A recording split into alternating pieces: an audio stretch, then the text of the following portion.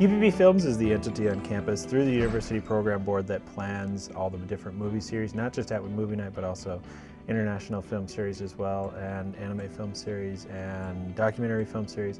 So they are part of the University Program Board. Actually, UPB Films is one of 8 committees that makes up the University Program Board as a whole. Other committees are some like concerts or special events or visual arts, performing arts, and films is just one of those committees. So it's as a whole part of the organization. So we have a mission, and the mission is to provide films to students at no cost, or film-related events to students at no cost. So really, it's basically to provide that social outlet to students on campus, but also that with that educational component sometimes too, with the international film series and different things like that. So really, it's just our mission is to serve as many students as possible with films. I think it's extremely important. I mean, who wants to drive all the way to Waite Park and spend $9 on a film at the Parkwood? You know, I think it's very important. I think films are pretty much a staple in today's society, and that's kind of why we're here, is to provide that service for the students.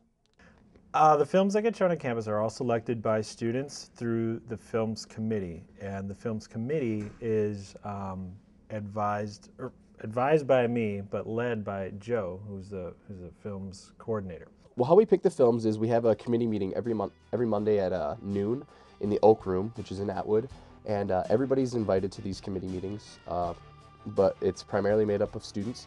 And what we do in the films meeting is we look at movie trailers and we talk about films that would do well on campus, and then we vote on them, and then based on those votes we contract the films. So sometimes we watch really crappy movie trailers, and sometimes we watch no-brainers like Inception, or like, you know, if they made like a new Star Wars film or something. Clearly we'll try to get like the big blockbusters that'll do well on campus and are well received. But we try to program films for everybody. We want to reach out to every student on campus. So if somebody doesn't say like mainstream blockbusters, you know, we try to bring in anime films or documentaries, or last year we had a LGBT series. We try to program for all students. Anyone can get involved, and by that I mean anyone, but only students that pay student activity fees are allowed to vote on the films. So our meetings are open to anybody that wants to come and sit and listen, but only the students are allowed to vote, because it's those student fees that we're spending.